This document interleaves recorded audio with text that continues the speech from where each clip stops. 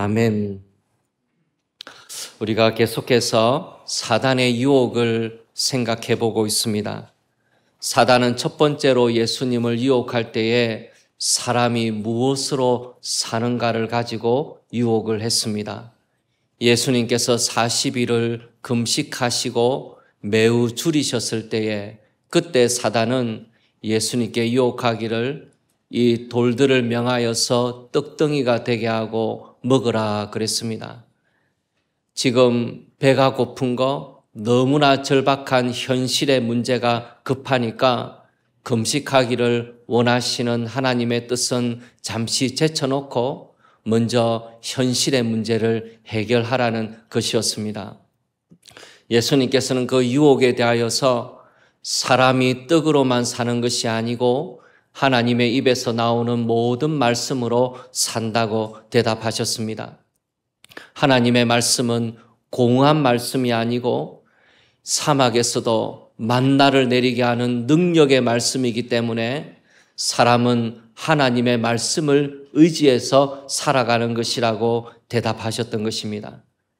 두 번째로 사단은 예수님이 말씀을 말씀하시고 그 말씀에 대한 믿음을 보이셨을 때에 그 믿음을 가지고 시험을 했습니다.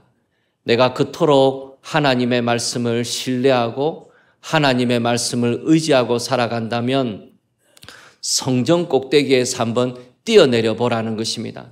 성전 꼭대기에서 뛰어내리면은 하나님이 말씀에 기록하신 대로 천사가 너를 붙들어서 너 발이 돌에 부딪히지 않게 해주시지 않겠느냐? 내가 그렇게 말씀을 의지하고 믿음을 가지고 있다면 그 말씀에 내 생명을 한번 걸어보라고, 성전 꼭대기에서 뛰어내려 보라고 그렇게 예수님을 유혹했던 것입니다. 예수님께서 그 유혹을 받으시고 그 본질을 꿰뚫어 보셨습니다. 결과를 딱 정해놓고 하나님보다 높은 자리에 올라가서 하나님이 이렇게 해주셔야 나의 하나님이라고 그렇게 정한다면 그것은 믿음이 좋은 것이 아니고 하나님을 시험하는 것에 불과한 것이라고 분명하게 말씀을 해주셨습니다. 이 두 번째 시험에도 넘어가지 않자 사단은 세 번째 유혹을 하기 시작했습니다. 세 번째 시험에서 예수님을 높은 산으로 데리고 갔습니다. 그리고 천하 만국과 그 영광을 보여주었다 그랬습니다. 이 세상 어느 산에도 천하 만국과 영광을 다 볼 수 있는 그런 산이 없지 않습니까? 아마도 이것은 가상의 산이 아니었을까 싶어요. 우리가 가상현실 이런 것도 요즘 많이 이야기하는데 사단이 그걸 사용한 것이 아닌가 그런 생각이 듭니다. 예수님 앞에서 이 천하 만국과 그 영광을 쫙 보여주면서 예수님을 유혹했던 것이죠. 그 유혹은 우리 사람이 받는 유혹 가운데 가장 강한 유혹입니다. 이 세 번째 유혹이 여러 가지 유혹 가운데서 가장 이기기 어려운 유혹이라 사람들이 그렇게 말을 합니다. 그만큼 이 유혹이 강력한 것이 되는 것이죠. 이 천하 만국과 그 영광을 보여주게 되었을 때 마치 높은 산 위에 올라가 있는 사람은 신이 된 듯한 착각을 가지게 되었을 것입니다.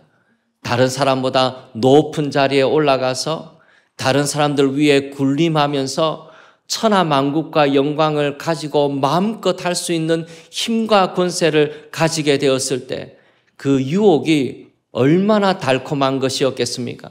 그 천하 만국과 그 영광이 얼마나 가지고 싶은 것이었겠습니까? 그래서 예수님이 받으셨던 이 유혹은 참 이기기 어려운 유혹이었다는 것입니다. 우리가 이 세 번째 유혹에 대하여서 세 가지를 함께 생각해 보기를 원합니다. 첫 번째로 우리가 이 유혹에 대해서 생각해 보기를 바라는 것은 사단이 이 우리가 가지고 있는 성공에 대한 열망, 야망을 예배와 연결시켰다는 것입니다. 여러분, 예배는 엎드려 절하다는 뜻을 가지고 있지 않습니까? 우리가 하나님을 이렇게 예배합니다. 엎드려 그 앞에서 절합니다. 그런데 우리가 성공을 향하여 이 세상에서 더 높은 자리에 올라가고자 하는 그 야망이나 꿈이 얼마나 강렬한 것인지 성공을 향해서 마치 절하고 있는 것과 같다는 것입니다. 그만큼 우리가 성공을 갈망하고 성공을 꿈꾸면서 인생을 살아간다는 것입니다. 그 원하는 것이, 그 갈망이 얼마나 큰지 예배와 같을 정도로 엎드려 절하는 것과 별로 다를 바 없다고 생각할 정도로 우리의 마음에서 그와 같은 야망이 꿈틀거리고 있다는 것이죠. 사단이 그 본질을 깨뜨려 본 것입니다. 우리 인간이 처음 타락하게 되었을 때, 처음 아담과 하와가 선악과를 따먹게 되었을 때 하나님처럼 높아지고자 하는 마음 때문에 선악과를 따먹었지 않습니까? 그 야망이, 그 꿈이 얼마나 강렬했던 것인지 인간을 범죄로 이끈 것이지 않습니까? 그만큼 우리 사람의 마음에는 예배하고자 하는 마음이 일어날 만큼, 성공을 향하여 엎드려 절하고 싶은 마음이 일어날 만큼 우리가 그것을 향하여 갈망하고 원하고 있다는 것입니다. 그것을 사단의 이 유혹이 우리에게 보여주는 첫 번째 부분이 되는 것이죠. 두 번째로 사단이 이 유혹을 통해서 우리에게 말해주고자 하는 것이 있습니다.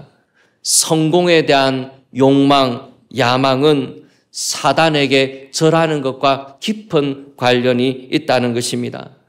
마태복음 4장 9절 말씀을 보시면은 이르되 만일 내게 엎드려 경배하면 이 모든 것을 내게 주리라 그랬습니다. 내가 엎드려 경배하면 이 모든 것을 내게 준다. 사단이 이 세상에서 성공하고자 하는 그 야망을 사단에게 절하는 것과 연결시켰다는 것이죠. 우리가 사단과 계약을 맺은 게 아닌데, 파우스트에 나오는 책처럼 사단과 계약을 맺은 것이 아니고 이 세상에서 성공하고자 하고 이 세상에서 더 높은 자리에 올라가고자 하는 야망을 가졌을 뿐인데, 내가 사단과 한 번도 계약을 맺은 적이 없는데 그것이 어떻게 사단에게 절하는 것이 되는 것입니까? 우리가 사단과 계약하지는 않는다 하더라도 우리의 마음에서 세상을 향한 야망을 가지고 살아가게 될 때 그 결과는, 그 본질은 사단에게 절하는 것과 같다는 것입니다. 그만큼 무서운 것이라는 것을 우리가 깨달을 필요가 있다는 것입니다. 이 세상에 있는 많은 사람들이 세상의 성공을 향해서 뛰어가고 그것을 갈망하면서 살아가는데 그 본질이 어디를 향하고 있는가, 그 끝이 어디를 향하고 있는가를 유심히 살펴보게 되면 그것은 결국은 사단에게 절하는 것으로 이어진다는 것입니다. 여기에 쓰인 내게 엎드려 경배하면이라는 이 경배하면이라는 단어가 참 재미있어요. 시제가 재미가 있습니다. 그건 뭐냐면은 딱 한 번만 절하라는 거예요.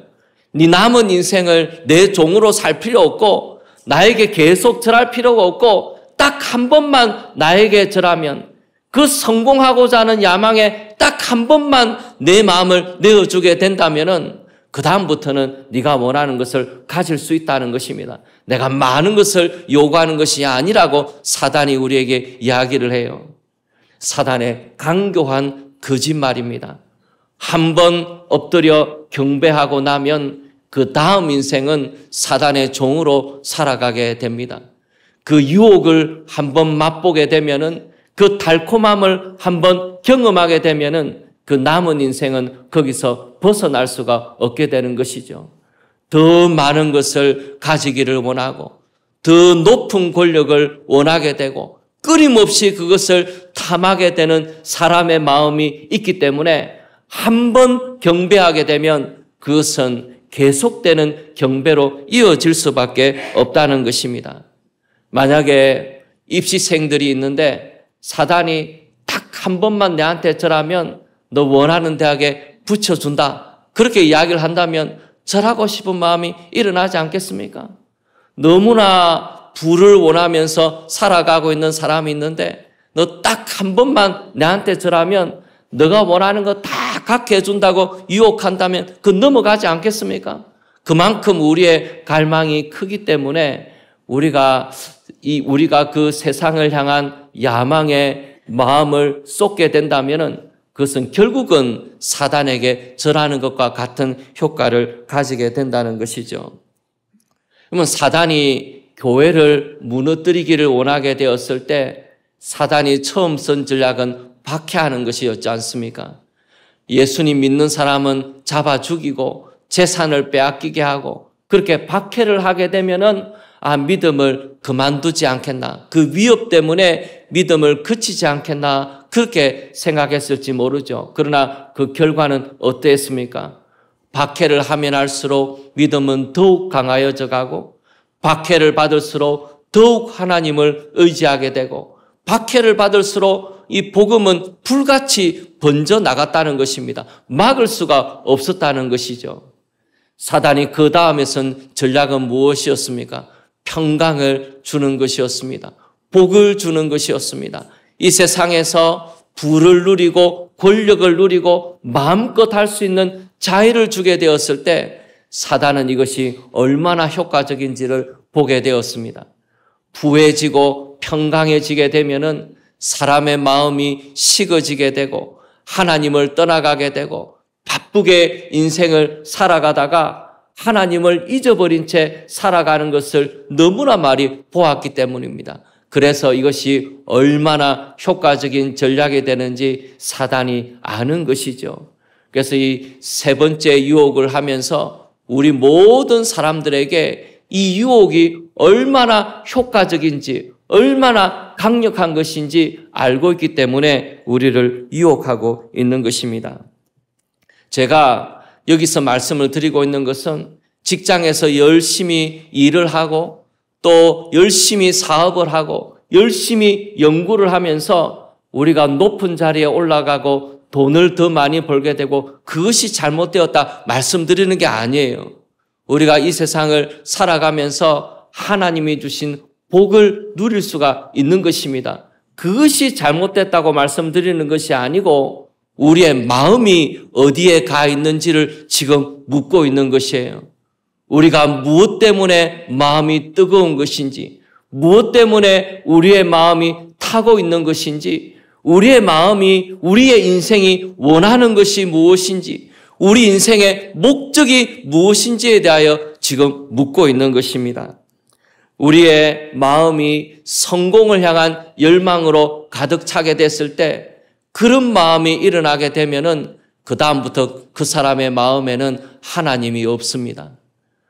예배는 드리고 봉사는 할지 모르지만은 그 사람의 마음에 성령의 역사가 일어나지 않아요. 예배에 참석하고 봉사는 하지만은 마음은 텅 빈 것 같이 그렇게 되어버리고 맙니다. 그럼 사단이 우리 인생에서 원하는 것은 하나님에게서 우리를 떼어내기를 원하는 것입니다. 사단의 이름 자체가 갖고 있는 뜻이 뭐냐면 하나님으로부터 우리를 떼어내는 역할을 하는 것, 그것이 사단의 본질이에요. 사단은 어떻게 쓰든지 하나님으로부터 우리를 떼어내기를 원합니다.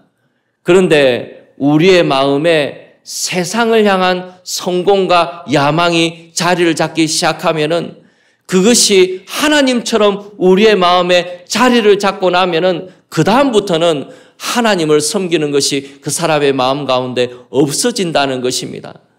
그냥 예배는 나오고 봉사를 해도 껍데기밖에 남지 않은 거예요. 실질은 하나도 없다는 겁니다. 하나님의 말씀이 거기 들어가지 않아요. 성령의 역사가 그 사람에게 나타나지 않습니다.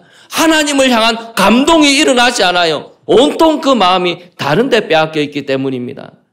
제가 제 말을 하는 것이 아닙니다. 요한 1서 2장 15절부터 17절 말씀에 하나님이 얼마나 강력하게 우리에 대하여 경고하고 있는지 한번 보십시오. 이 세상이나 세상에 있는 것들을 사랑하지 말라.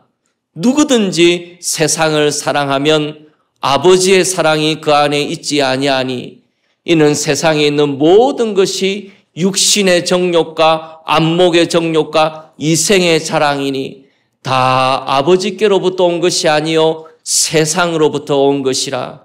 이 세상도 그 정욕도 지나가되 오직 하나님의 뜻을 행하는 자는 영원히 거하느니라. 여러분, 이 세상이나 세상에 있는 것들을 사랑하지 말라 그랬습니다. 누구든지 세상을 사랑하면 아버지의 사랑이 그 안에 있지 않다고 하셨습니다. 아버지를 향한 사랑이 그 마음에 없는 것이죠. 세상을 향한 사랑에 내 마음을 빼앗기고 나면, 늘 그것에 생각하면서 인생을 살아가고 나면 아버지를 향한 사랑은 더 이상 마음에 남아있지를 않다는 것입니다. 그럼 그것이 얼마나 무서운 것인지를 알아라는 것입니다. 그것은 다 지나가는 것들인데 거기에 마음을 빼앗기고 살아가게 되면은 결국은 내 인생의 마지막은 사단에게 절하는 인생밖에 남는 것이 없다는 것이에요. 하나님께서 그 본질을 우리에게 가르쳐주고 계시는 것입니다. 좀 더 힘 있는 사람이 되고, 좀 더 높은 자리에 올라가고, 좀 더 나은 인생을 살고, 좀 더 성공하는 인생을 살고자 하는 갈망이 우리에게 자리 잡고 시작하고 나면은 하나님을 추구하고 하나님을 바라보고 하나님을 사랑하는 그 마음이 점점점 사라져버리고 마는 것이죠. 그래서 세상을 향한 사랑을 갖기 시작을 하게 되면은 그것은 결국은 사단에게 절하는 것이 된다는 겁니다. 사단과 계약을 맺는 게 아니라 할지라도 결국은 그렇게 결과적으로 되어져 갈 수밖에 없다는 것이죠. 세상을 사랑하게 된다는 것이 얼마나 무서운 일인지 우리에게 가르쳐주고 계십니다. 그 본질을 꿰뚫어 보라는 것입니다. 세 번째로 이 유혹이 우리에게 말해주고 있는 바가 있습니다. 사단은 이 유혹을 이 세상에서 가장 경건한 분인 예수님께 했다는 것을 기억할 필요가 있는 것입니다. 여러분, 만약에 사단이 어떤 청년에게 이 유혹을 했다고 한번 생각해 보십시오. 어떤 청년이 시골에서 살다가 진짜로 내가 한번 성공해야 되겠다 마음을 먹고 KTX를 타고 서울역에 딱 도착을 했어요. 서울역에 딱 도착했을 때 사단이 그 청년에게 만약에 네가 나에게 무릎을 꿇고 경배하게 된다면 이 천하만국과 열국의 영광을 주겠다, 그렇게 유혹했다 그러면 여러분 그럴 수 있지 않겠습니까? 그런 청년이라면 사단이 한번 유혹해 볼 수 있지 않겠어요? 그런데 이 사단이 이 유혹을 누구에게 했습니까? 예수님께 했다는 것입니다. 예수님이 누굽니까? 말씀에 충만한 분이고 믿음이 뜨거운 분이지 않습니까? 그런 예수님께 이 유혹이 씨나 먹힐 만한 유혹입니까? 가당치나 한 유혹입니까? 이런 유혹이 어떻게 예수님께 유혹이 될 수 있다고 생각하십니까? 유혹이 될 수가 없는 너무나 하찮은 유혹이죠. 그런데 사단이 이 유혹을 예수님께 감히 했다는 것입니다. 무엇을 말하는 것입니까? 이 세상을 향한 유혹은, 성공하고자 하는 이 야망은 세속적인 사람에게만 있는 것이 아니라는 것입니다. 이 세상에서 세속적인 사람들, 그냥 이 세상의 영광을 위해서 살아가고 있는 사람들, 이 세상에 있는 사람들에게만 이 유혹이 되는 것이 아니고 하나님을 사랑한다고 말하고 이 세상에서 경건하게 살고자 하는 사람들에게도 이것은 유혹이 될 수 있다는 것입니다. 우리가 얼마나 많은 것을 봅니까? 하나님을 위해서 선교한다고 하고 하나님을 위해서 예배당을 짓는다고 하고 하나님을 위해서 일한다고 하면서 사실은 자기의 왕국을 건설하고 있는 사람들을 얼마나 많이 봅니까? 앞은 하나님의 영광을 위하는데 뒤는 자기의 제국을 건설하고 있는 사람들의 뒷모습을 얼마나 많이 봅니까? 그 사람들이 처음부터 그랬겠습니까? 처음부터 자기의 제국을 건설하고 싶었겠습니까? 아니었지 않겠습니까? 하나님의 나라를 위해서, 구원을 위하여 열심히 뛰고 사역하고 일을 하였는데 그렇게 사역하다 보니까 어느덧 자기에게 그 유혹이 찾아오게 되었다는 것입니다. 얼마나 무서운 일인지 모릅니다. 하나님의 영광을 위해서 의사가 되겠다고 하고 하나님의 영광을 위해서 법조인이 되겠다고 하고 하나님의 영광을 위해서 기업을 하겠다고 정말 용기 있게 믿음으로 그 길을 떠났는데 나중에 알고 보니 하나님께 영광을 돌리기보다 사단에게 절하고 있는 사람들이 너무나 많다는 것입니다. 하나님의 영광을 위한다는 그 부분에 이 세상의 유혹과 자랑이 얼마든지 들어올 수 있다는 것이죠. 그것이 너무나 무서운 일이라는 것입니다. 제가 그것을 경험한 적이 있습니다.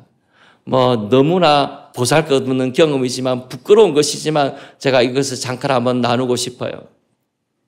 제가 신학교를 졸업하고 사역을 본격적으로 하게 됐습니다. 정말로 열심히 하고 싶었습니다.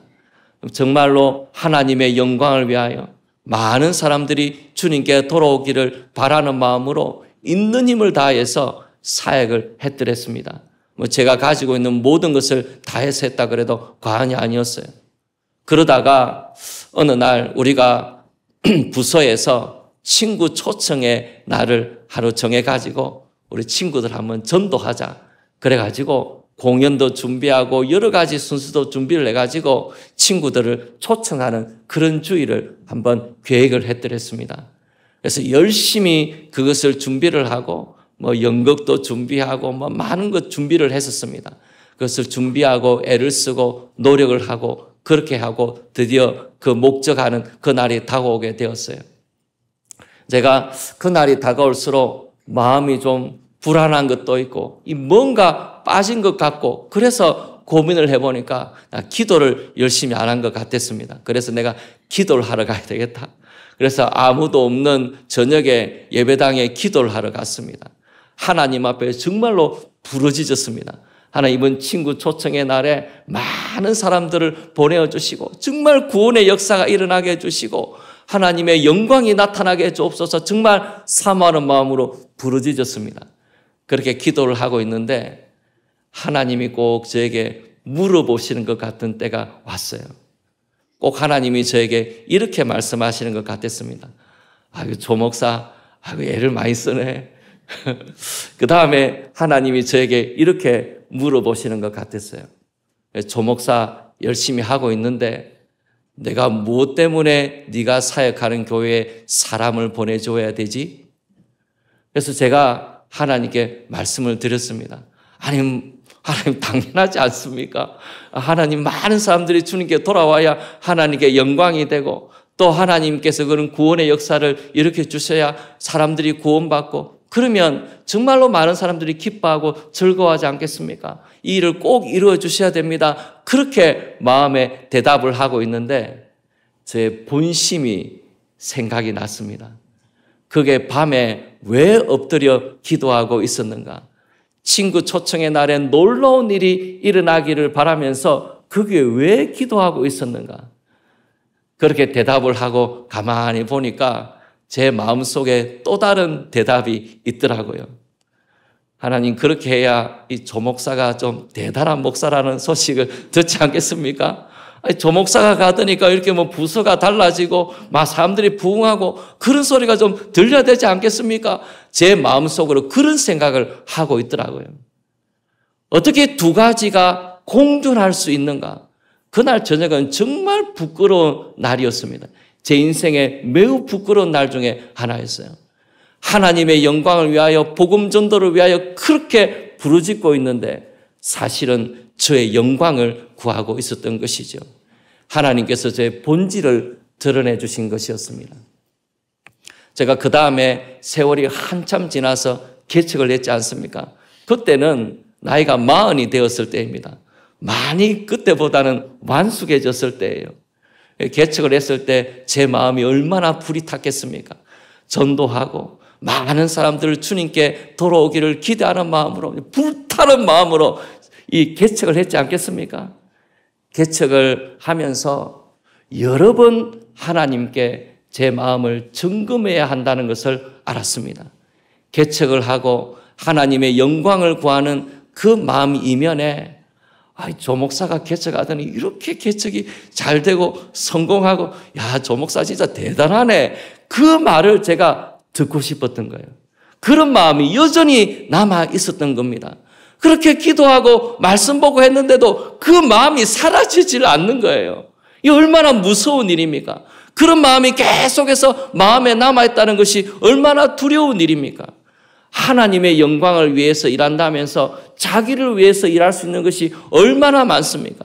자기도 속을 만큼 그런 일이 얼마나 우리에게 자주 일어납니까? 그만큼 이 유혹이 무섭다는 것입니다. 내가 바라는 것이 정말 무엇인지, 내가 정말 하나님께 갖고 있는 내 마음이 무엇인지 하나님 앞에 다 펼쳐놓고 하나님 앞에 점검받지 않으면 금방이라도 속아서 넘어갈 수 있는 것이 우리의 마음이다라는 것입니다. 그래서 우리의 마음이 얼마나 속기 쉬운가, 얼마나 우리의 마음이 하나님의 영광보다는 나의 영광을 구하고자 하는 마음이 많은가, 그것을 알 수 있는 것입니다. 이런 고민과 갈등 가운데 있는 우리에게 예수님께서 너무나 분명한 답을 주셨습니다. 사단의 유혹에 대하여서 예수님께서 이렇게 대답하셨습니다. 저는 이 말씀도 우리에게 자주 생각나기를 원합니다. 우리가 유혹에 들어가게 되었을 때에 이 말씀이 우리를 지켜주는 말씀이 되기를 원합니다. 마태복음 4장 10절에 예수님께서 이렇게 말씀하셨습니다. 예수께서 말씀하시되 사탄아 물러가라. 기록되었으되 주 너의 하나님께 경배하고 다만 그를 섬기라 하였느니라. 이 세상을 향하여 마음이 뜨거워지지 말고 주 너의 하나님께 경배하고 그를 섬기는 것에 마음이 뜨거워지라는 것입니다. 그것에 내 마음을 두라는 것입니다. 그것에 내 소원을 두라는 것입니다. 하나님을 추구하면서 이 땅을 살라고 우리에게 말씀하고 계십니다. 우리는 하나님께 먼저 순종하고 살아가야 돼요. 하나님께 우리 인생을 맡기고 나면은 그 다음은 하나님이 정하시는 것입니다.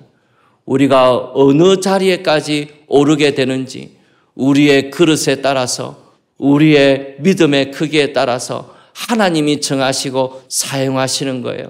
그것은 내가 정하는 것이 아니고 하나님이 정하시는 것입니다. 하나님께서 정하시는 것에 내 마음을 맡기고 의지하면서 우리가 해야 되는 것은 세상의 성공에 내 마음을 두는 것이 아니고 하나님께 내 마음을 두는 것입니다. 거기에 내 마음을 쏟는 것입니다. 그렇게 살아가라고 우리에게 말씀하시는 것입니다. 이 사단의 강교한 유혹이 무엇이었냐면은 예수님이 영광을 얻으시는데 십자가를 지지 않고 영광을 얻으라는 것입니다. 십자가를 지지 않고 세상 만국과 그 영광을 가지라는 것이에요. 근데 사실 하나님께서 예수님이 십자가를 지시고 난 다음에 세상 만국과 영광을 주실 것입니다. 모든 무릎이 예수님의 이름에 꿇어지게 하시고 모든 입으로 예수를 주라 시인하게 하시면서 하나님께서 예수 그리스도를 높이실 것입니다. 그 천하만국과 영광을 가지게 하실 거예요. 그러나 그것은 십자가를 지고 난 이유입니다. 하나님이 그렇게 높이실 겁니다. 그런데 사단이 유혹하는 것은 무엇입니까? 십자가 없이 지금 이 세상에서 영광을 누리라는 것입니다. 그것을 유혹하고 있는 것이죠. 여러분, 제가 여러 번 말씀을 드리지만은 우리가 가지는 영광의 본질은 이 세상에 있는 것이 아닙니다. 이 세상에서 우리가 영광을 누리는 것, 그것이 우리의 본질이 아니에요. 로마서 8장 18절 말씀에 이렇게 우리에게 말씀하고 있습니다. 생각하건대 현재의 고난은 장차 우리에게 나타날 영광과 비교할 수 없도다. 우리가 고난을 당하지만, 어려움을 겪고 있지만은 이 세상에서 겪는 고난은 하나님께서 장차 우리에게 주실 영광과 비교할 수 없다는 것입니다. 우리가 받을 영광은 하나님의 나라에 있습니다. 거기에서 하나님이 우리에게 주시는 영광을 누리게 될 것입니다. 그러나 사단은 이 세상에서 영광을 누리라고 말합니다. 고난 없이, 순종 없이 이 세상에서 영광을 누리고 이 세상에서 야망을 가지고 높아지라고 말하고 유혹하고 있는 것입니다. 그 마지막이 사단에게 절하는 것에 불과한 것인데도 그것을 위하여 살으라고 우리를 유혹하고 있는 것이죠. 하나님의 은혜가 우리에게 있어서 하나님이 우리에게 주실 영광을 바라보고 하나님 앞에 살아가는 일이 우리에게 있기를 원합니다. 우리는 이 세상에서 살아갑니다. 너무나 치열한 경쟁 가운데서 살아갑니다. 열심히 뛰지 않으면 금방이라도 뒤로 뒤처질 것 같은 그런 세상에서 살아갑니다. 많은 사람들이 뛰어가고 살아가고 있기 때문에 그렇게 살지 않으면 불안한 세상 가운데서 우리는 살아갑니다. 그래서 많은 유혹 가운데서 우리는 살아갈 수밖에 없습니다. 우리가 그렇게 인생을 살아가게 되었을 때, 그런 불안함 가운데 우리가 살아가게 되었을 때 하나님에게 우리의 인생의 목적이 무엇인지를 질문하고 대답하는 시간이 있기를 원합니다. 내 인생의 목적이 무엇인지, 내가 무엇을 위해서 살아가고 있는지 하나님 앞에 다 꺼내놓고 하나님 앞에 점검받고 새롭게 하나님 앞에 살아가게 되기를 원합니다. 주 너의 하나님께 경배하고 다만 그를 섬기라고 말씀하시는 주님의 말씀을 따라서 이 세상에서 하나님 앞에 살아가는 은혜가 우리 모두에게 있기를 소원합니다. 우리 같이 한번 찬송하시겠습니다. 322장입니다.